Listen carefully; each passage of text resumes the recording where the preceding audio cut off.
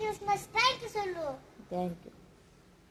ఈరోజు హిందూస్ వద్దు, మనం తండ్రినే కావాలి. తండ్రి ఎట్ల నుంచి చూస్తారు? పై నుంచి రారు కిందకు